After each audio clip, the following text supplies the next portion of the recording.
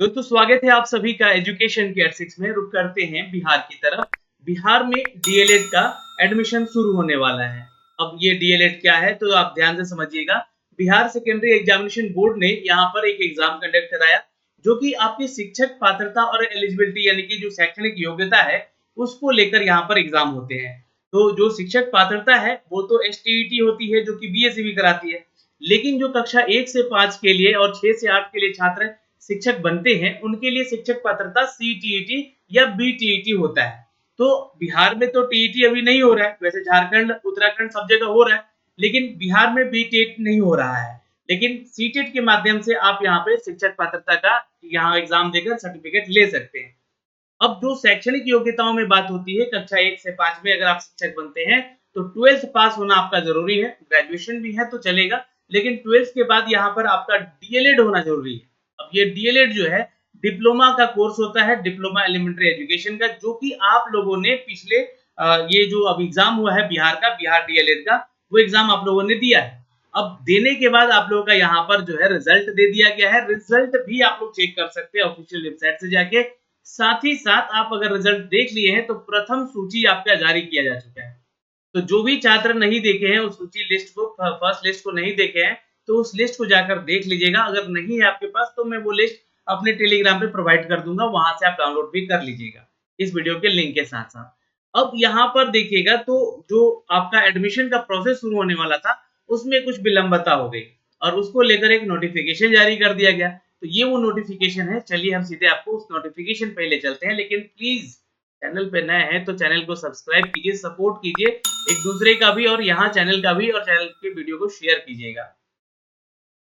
तो दोस्तों ये नोटिफिकेशन आ चुका है जहां पर जो है बिहार विद्यालय परीक्षा समिति की तरफ से ऑफिशियल एक नोटिफिकेशन जारी किया गया है, जहां पर डीएलएड संयुक्त प्रतियोगिता परीक्षा 2024 के आधार पर राज्य के डीएलएड प्रशिक्षण संस्थानों में नामांकन हेतु यानी कि आपका एडमिशन के लिए जारी प्रथम सूची यानी कि जो फर्स्ट लिस्ट यहाँ पे जारी किया गया है उसमें जो चयनित आवेदक है यानी कि जो भी कैंडिडेट यहाँ पे अप्लाई किए थे या अन्य आवेदक, जो कि अन्य भी आवेदक होते हैं, जैसे कि मान लीजिए कि जो चयनित नहीं हुए और वो भी आवेदन किए हुए हैं, है ना, तथा संबंधित प्रशिक्षण संस्थान, तो जितने भी आपके कॉलेजेज हैं जो डीएलएड करवाते हैं उन सभी को यहाँ पर नोटिफाई किया गया है।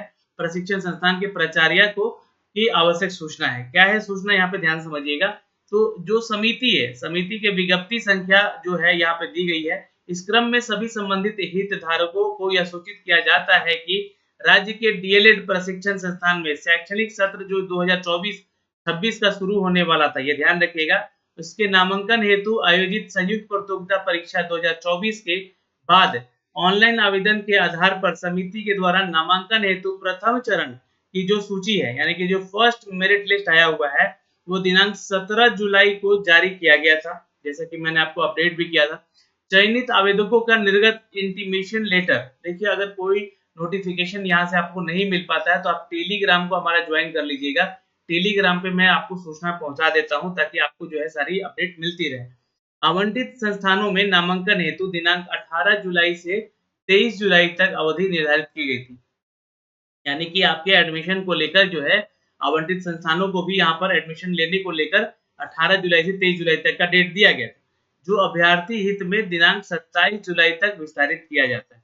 तो ये डेट जो है आपके लिए एक्सटेंड किया जा रहा है, मतलब 18 तारीख से लेकर अब ये 23 तारीख ना होकर जो है ये 27 जुलाई तक चलेगा एडमिशन का प्रोसेस। यहाँ पे देखिएगा आवेदक के द्वारा, जैसे कि मान लीजिए नामांकन का विस्तारित अवधि है, ये 24 जुलाई था तो ये अब 23 जुलाई था, तो 24 से 27 जुलाई तक हो गया है।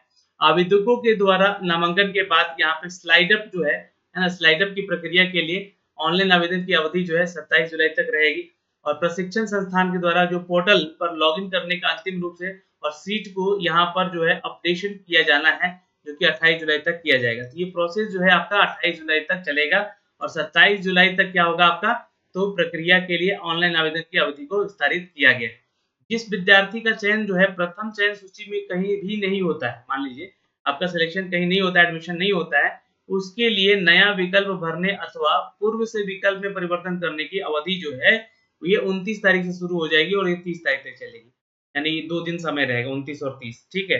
ये क्या करना है, जिसका मान लीजिए कि फर्स्ट मेरिट लिस्ट में उसका सिलेक्शन नहीं हो पाया, कहीं कॉलेज नहीं मिल पाया, तो आपको करना है 29 से लेकर 30 के बीच में आपको अपना विकल्प का चयन। अब उस स्थिति में क्या करेंगे आप यहाँ पे, तो देखेंगे किस कॉलेज में कहाँ कौन से डिपार्टमेंट में सीट खाली है, तो यहाँ से उसी सीट को आप लोग पहले यहाँ भरिएगा नामांकन में, क्योंकि सेकेंड जो आपका काउंसलिंग होता है, सेकेंड काउंसलिंग में लगभग सबका एडमिशन हो ही जाता है।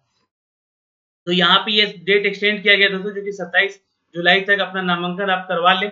जो अभी तक अपने आवंटित संस्थान में उक्त अवधि तक नामांकन नहीं लेते, उनका अभ्यर्थित्व तो यहाँ पे रद्द कर दिया जाएगा। यानी कि जो डीएलएड आपने एग्जाम दिया है, आपका एग्जाम जो अच्छा गया है, मार्क्स आया है, उसके आधार पर आपका कहीं एडमिशन नहीं होता है, तो ये आपका डिस्क्वालीफाई कर दिया जाएगा। ठीक है, डिस्क्वालिफिकेशन कर दिया जाएगा, आपका अभ्यर्थित्व रद्द कर दिया जाएगा। डीएलएड कोर्स संचालित सभी संस्थानों के प्राचार्यों को भी निर्देश दिया जाता है कि समिति के विज्ञप्ति और पत्रों के माध्यम से समय समय पर दिए गए निर्देशों का अनुपालन करना सुनिश्चित करेंगे। तो ये एक जानकारी है दोस्तों यहाँ पे, जो कि हमने आप तक साझा किया है। तो आप बीएसईबी के वेबसाइट पे जाएंगे, आपको ये जो चीजें हैं आपको मिलेंगी। ये सूचना जो है अपडेट करके दिया गया है, या आप बीएसईबी के ट्विटर हैंडल पे जाएंगे तो आपकी ये सूचना देखने को मिल जाएगी। तो इस वीडियो में इतना ही, फिर मिलेंगे एक नए अपडेट के साथ। जय हिंद, जय बिहार।